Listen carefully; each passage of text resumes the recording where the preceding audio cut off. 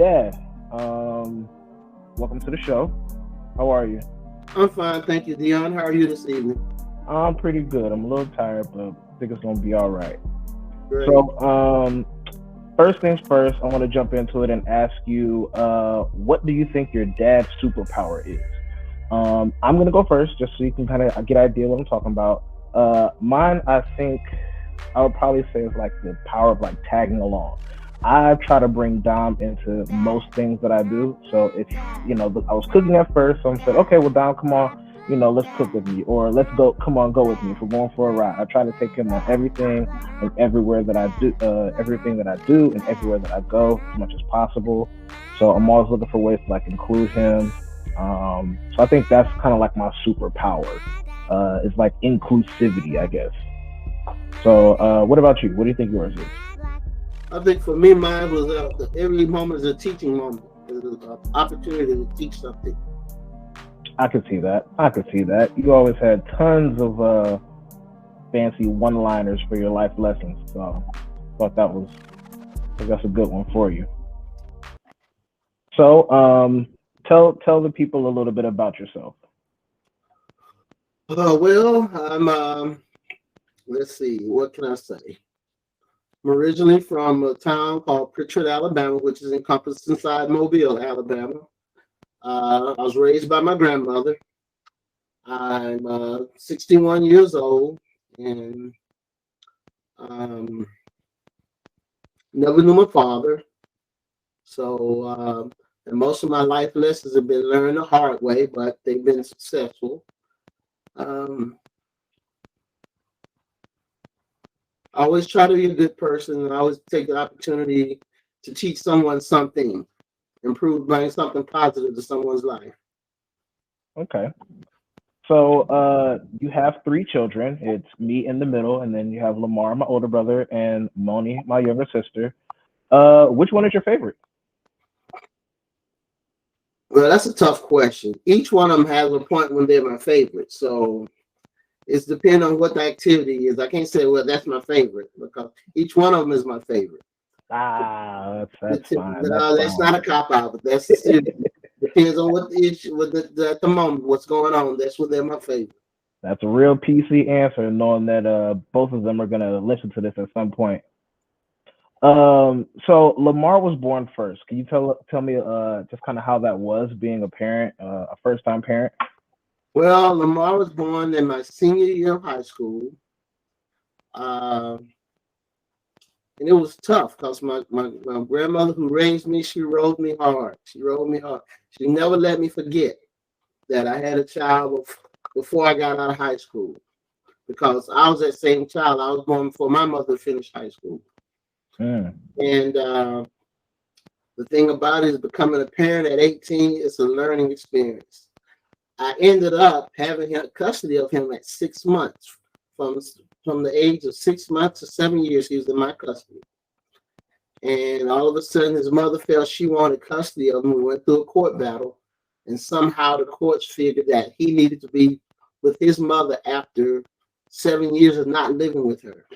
But it was a learning experience because I was blessed enough who I had close friends when I was in college who helped me, looked out, who would babysit for me between classes and stuff. So it worked out pretty well. And like you said, every time I went somewhere, I made sure he went with me. So I actually never knew that. I didn't know, how things had worked out with him the first few years. So, I'm learning a little bit here. yes. Um, so yeah, tell me about that experience. You're a young father. You are a senior and a freshman in high school, and like you said, you had him up until you're not high school, college. Sorry.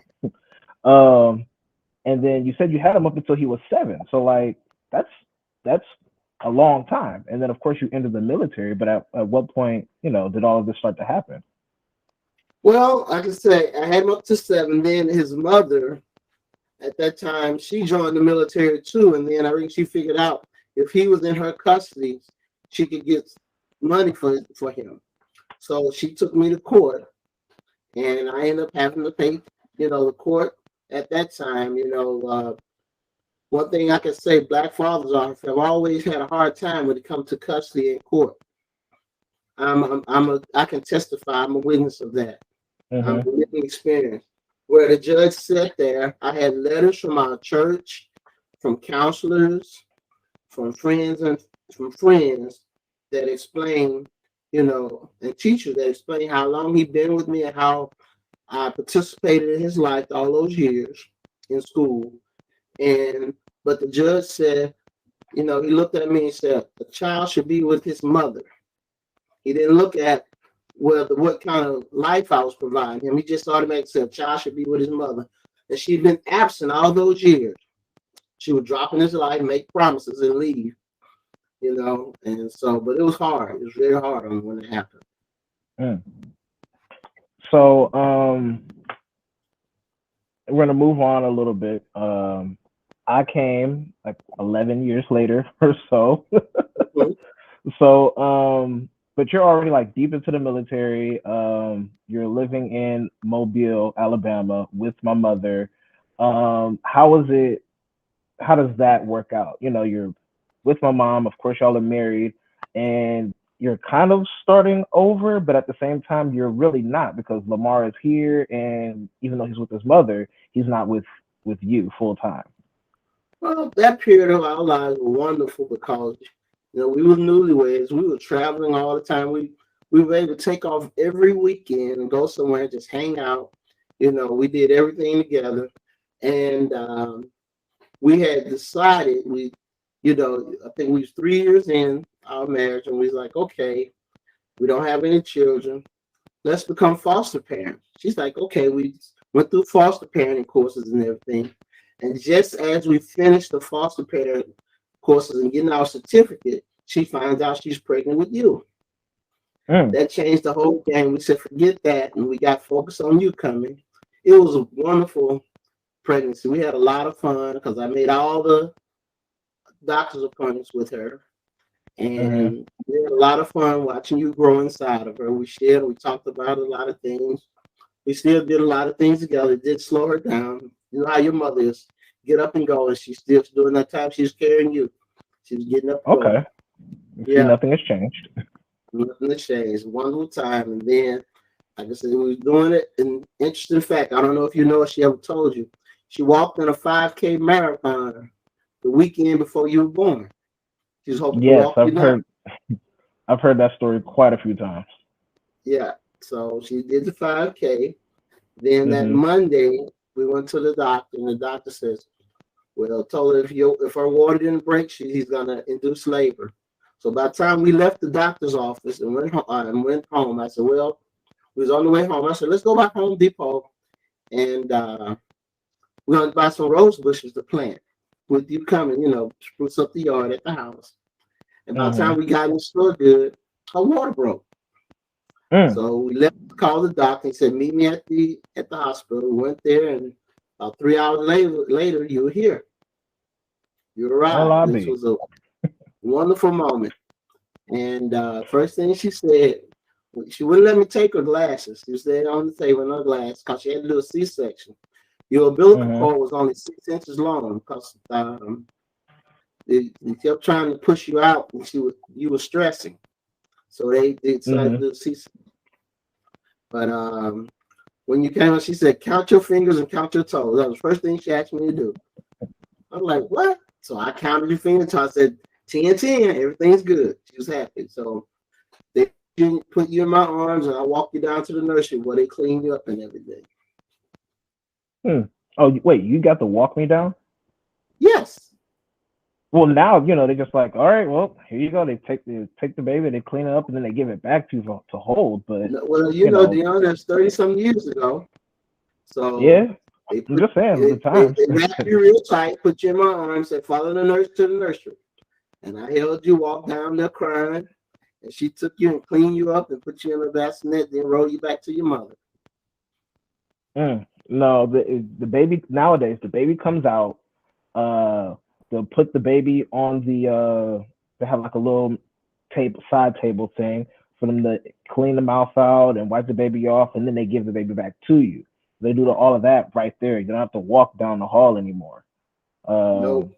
So they give you a few minutes with the baby to hold the baby and get your skin to skin, and then they'll take the baby to uh where the nursery, No, we didn't do the and skin to then they get skin everybody thing. else cleaned up. Oh, skin to skin wasn't a thing in the 90s. No, it wasn't a thing in the 90s. That's something when I Oh, saw you doing it, I was like, that's different. And I asked why, and you explained it to me. But no, it wasn't yeah, no it skin to regulates the skin. baby's temperature. It helps for bonding. It's a lot of stuff in that. Mm-hmm. Quiet as kept.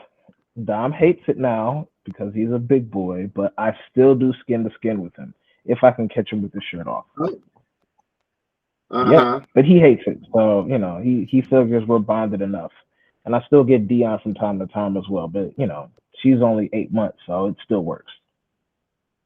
Wonderful. Yeah.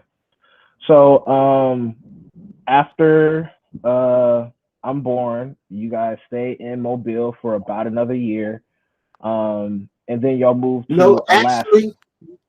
actually, we left Mobile when you were 9 months.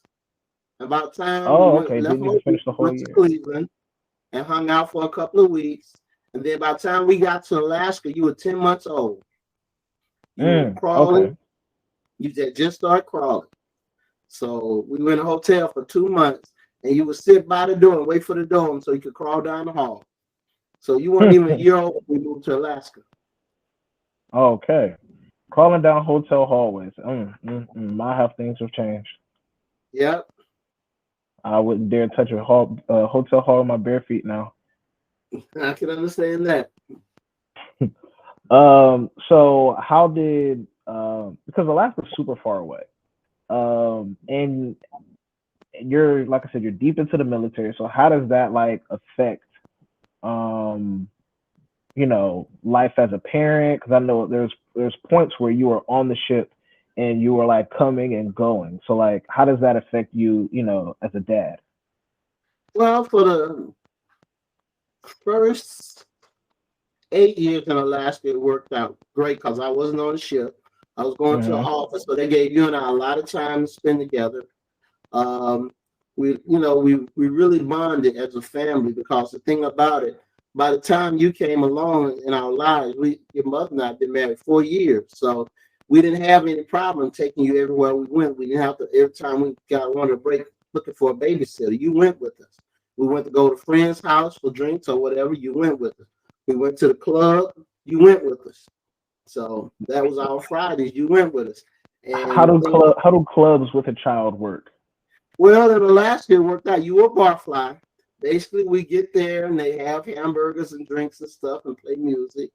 And you can run around, but kids can be up at the bar. And then we would sit in there laughing and talking, start playing cards and having a good time. You would get sleepy and we'll make a pallet under the table. And you go to sleep on the table. We sit there and keep having a good time until the night's end.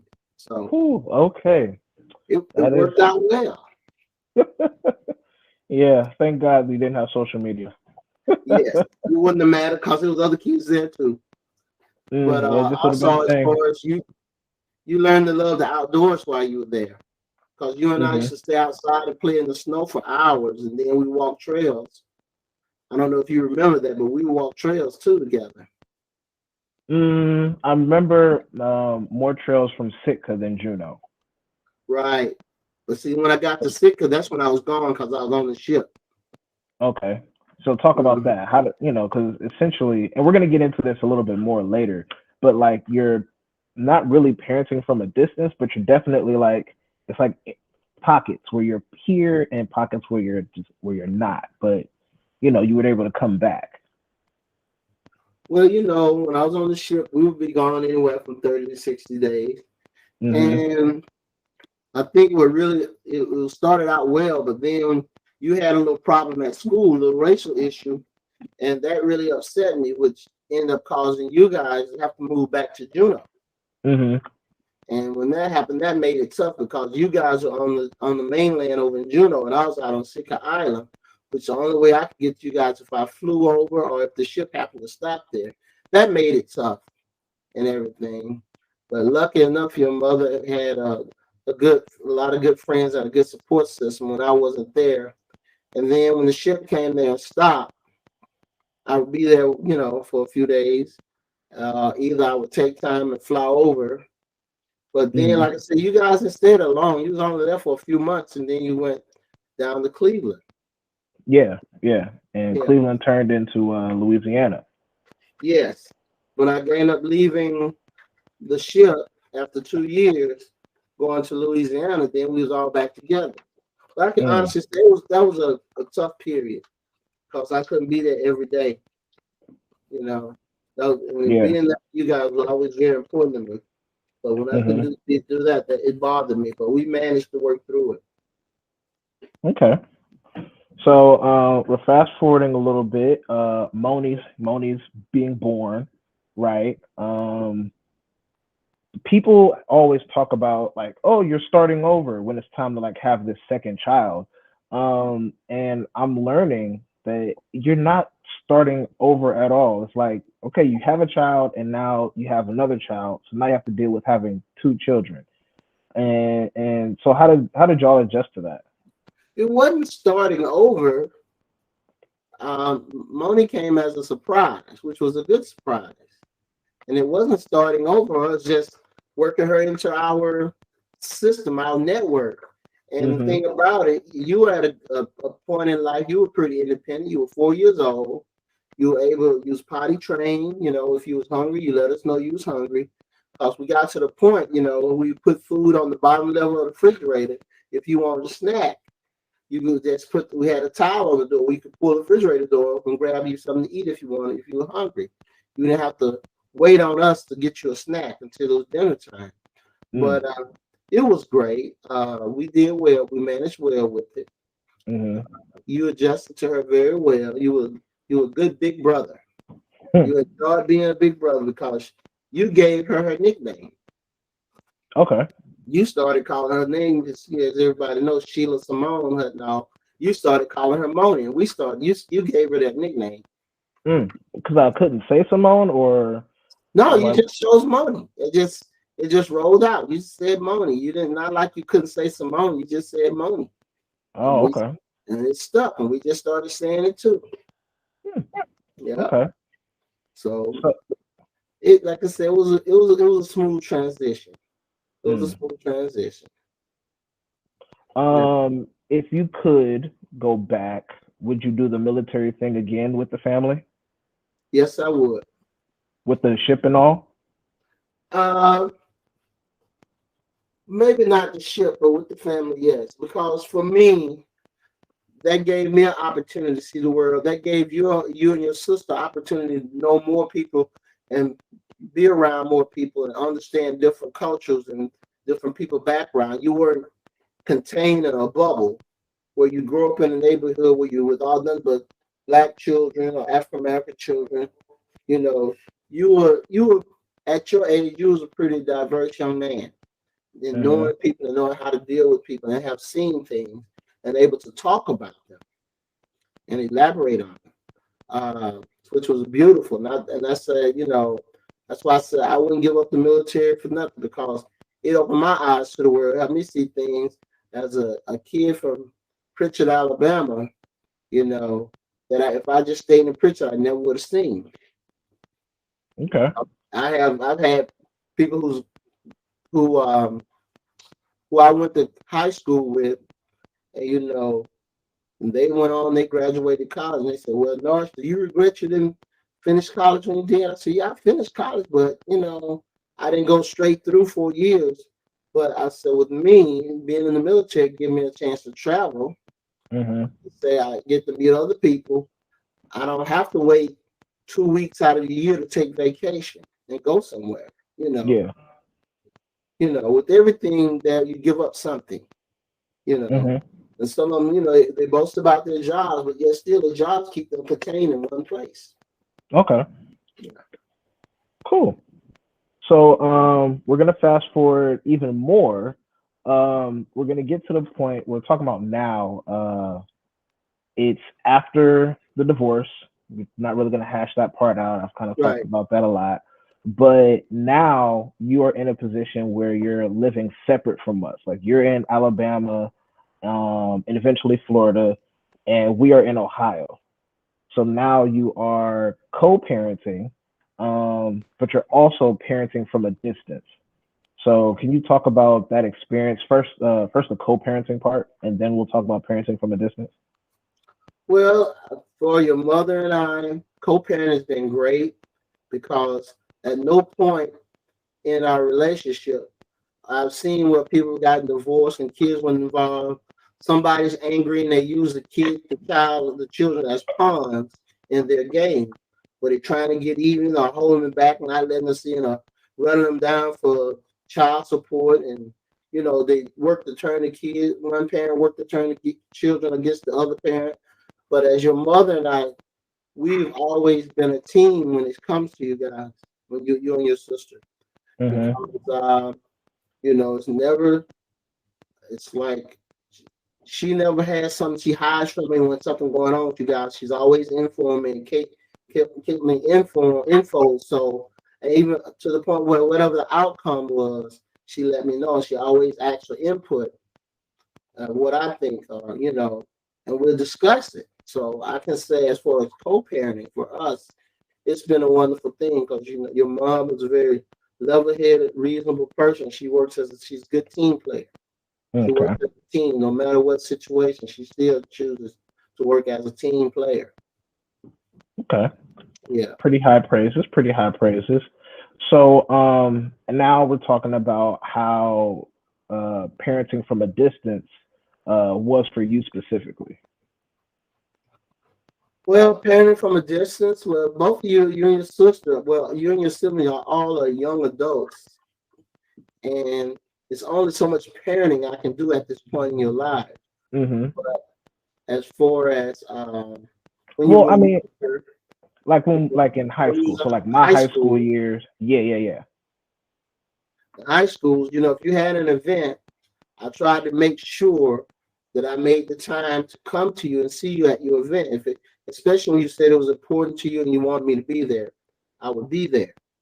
Mm-hmm. And and that's the thing, even with an expense of an issue, sometimes you can't look at the expense. You got to go for the parenting part, which is more important than the money behind the parent. Mm-hmm. If you involve a cost in your parenting, you're gonna fall short of being a quality parent. If you always engage money as part of it. Because Mm-hmm. no amount of money can make up a quality parent. I agree with that. Yeah.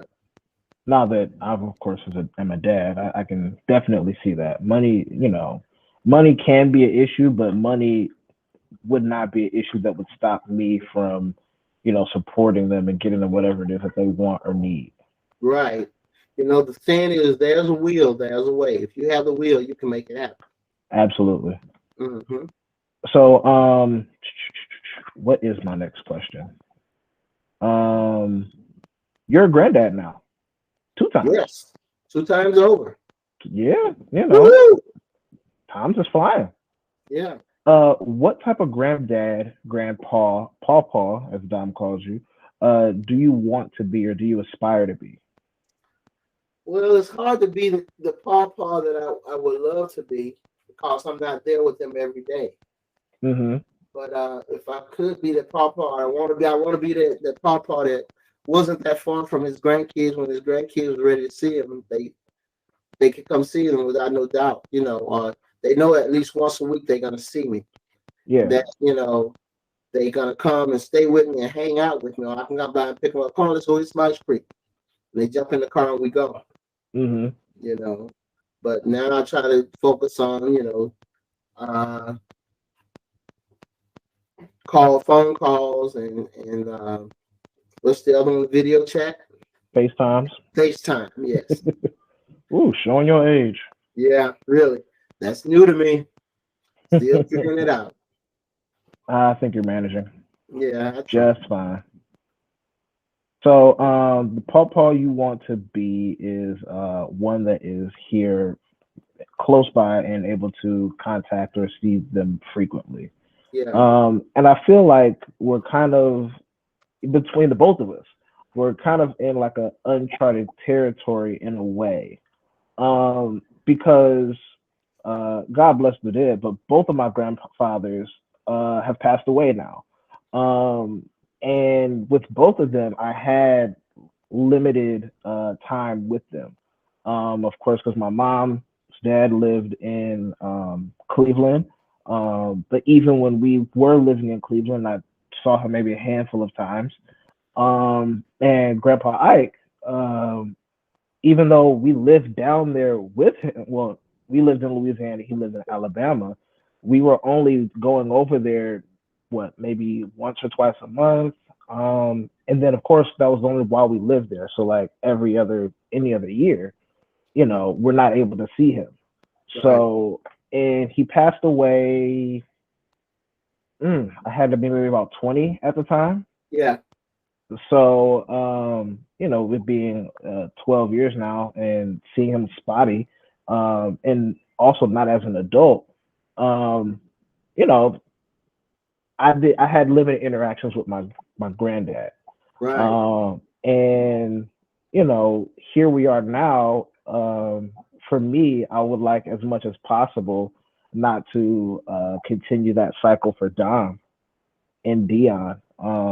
So it's like trying to break a generational curse in a way. I can Um, understand because I can say I was blessed enough to, like I said, I didn't. My my grandfather, my maternal grandfather, my mother's father, he died when I was 5 years old. I vaguely remember him.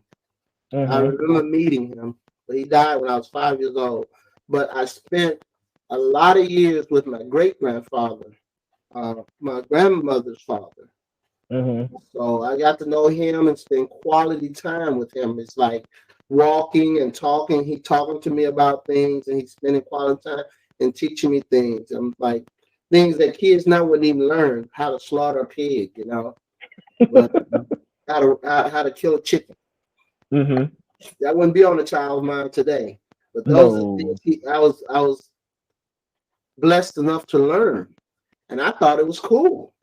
Mhm, Walking and talking with him, going to cut wood for fire. mhm, We talking about rural Mississippi in the late 60s and early 70s. mhm, I spent a lot of good quality time with him. It's like at least 2 weekends a month we would go to Mississippi from Mobile to visit with him. And when I was a kid before I became a teenager, I spent every Christmas up with him up until when he died. How old were So you when he passed away? I was 11 years old. It was 1971, November the 4th. I remember when they came and told us he passed. It really Mm. hurt because he was like the only real man in my life at that time. Oh wow. Yeah, he was the only man in my life that paid attention to me and spent time with me talking to me. So, but like I said, I would love to have and develop having a bond with my grandchildren, with Dom and Dion. I'm looking forward to really working on that and Okay. just putting down time. I'm looking forward to when they get older, maybe, Mhm, buy airline tickets and just fly them down for the summer or either drive up and we drive back, you mhm. know. So, but, time is ticking. I can't wait too long. Yeah. No. No. No. But Dom is 5 now. And y'all didn't get to see it or hear it, but before we started recording, Dom came in, hopped in the screen and talked for a little bit. He might make a guest appearance a little later if I call him. Uh-huh. But yeah, he adores you. He adores you, and he is always excited to talk to you. He gets easily distracted because of cartoons, and currently he's a really big Super Mario fan. But he's always excited to talk to you. That's good to hear. That's wonderful. I'd be Yeah. excited to talk to him too. Well, he is the conversationalist. Yes, wonderful. Um, you said that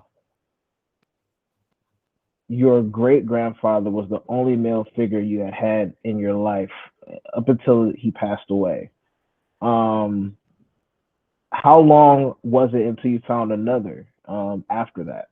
Well, let me correct that. There was another gentleman who was very close, and he was actually my grandmother's friend. You A know, friend or like boyfriend? well, old people back then didn't say boyfriend. If they're in their late years and they're divorced or a widow, they don't say boyfriend. They said Yeah, yeah, that's. But it was that's that kind of friend. it was yeah, her special friend. Oh, And the special friend. interesting thing about it, he and I were close because she taught me how to fish, taught me how to swim, and he put in a lot of quality time with me. He'd take me fishing. He worked on cars a lot, so he taught me about how to work on cars. I sit on the hood, on the edge of the hood, just I hit him with so many questions. Like she used to get tired of questions. But we sit there and we talk. But he taught me how to fish and he taught me how to swim. And his name was Malcolm Montgomery. And um, he used to come pick me up from mom. He'd take me, I'd spend the night with him at his house and everything. And he was a great guy. He's a great guy. Hmm. Him and my mom worked together for years. And he was always that person that, would be there for me, when I was a kid. But he had me, I never called him Mr. Malcolm, I called him Mr. Daddy. Mm, He was real cool. He treated me like a son. But he had other kids. All his kids were grown at that time.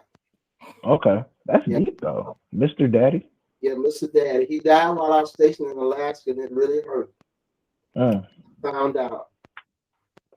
Yeah, but he was a wonderful guy. But other than that, that was it. Cause you know, I never knew Maria dad. And like Hmm. I said, a lot of times I tell you, we talk about parenting, and you hear the terms. I compare it to the term people use when they said doctors are practicing medicine. Yeah, Because medicine is not exact science. And I feel that parenting is the same way. It's not an exact science. So we practice parenting just like doctors practice medicine.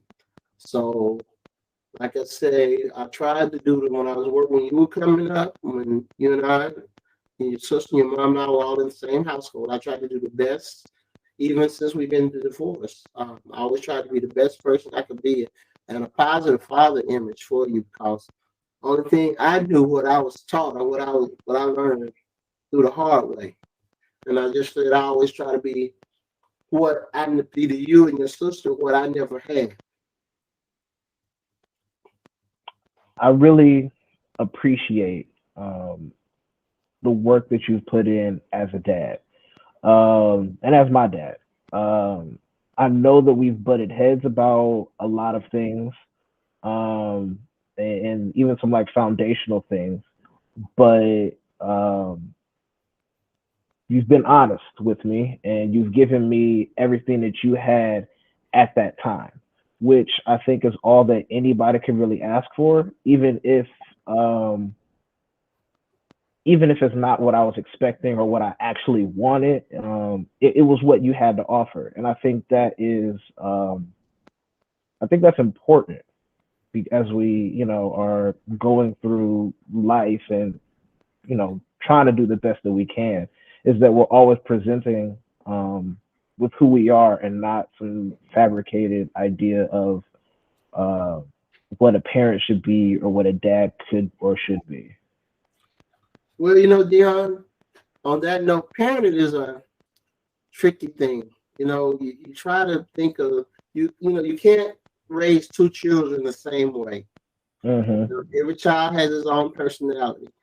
And I think for me, I look around. A lot of parents some parents these days make the mistake. They focus on being the child's friend. Hmm. And I said, well, one thing I learned from going to church and reading the Bible that God didn't put us here to be your friend. Hmm. He put us here to be your parents. And as parents, we had a job that it can be fun and at times can be ugly. We have to be the person that's be able to tell you what you need to hear and not what you want to hear.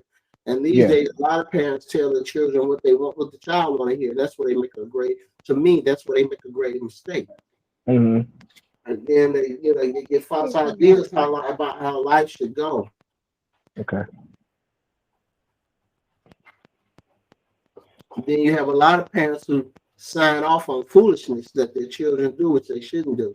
And then when it backfires and it comes to them in real time, they get mad. Then they want to, blame the school system, blame police, but Mm-hmm. they make it fight for them not doing their job, what they're supposed to do as parents. And I always told myself I'd never be that parent because my grandmother, Letha Hanal, she says there was no gray area in her life. She never let me slid on anything. Mm. It's like she wanted you to, if she didn't think it was right, she was going to challenge you on it. This here's a story I'll tell you how much she challenged me. Mom really liked fine things, and she wanted I went and I bought her this.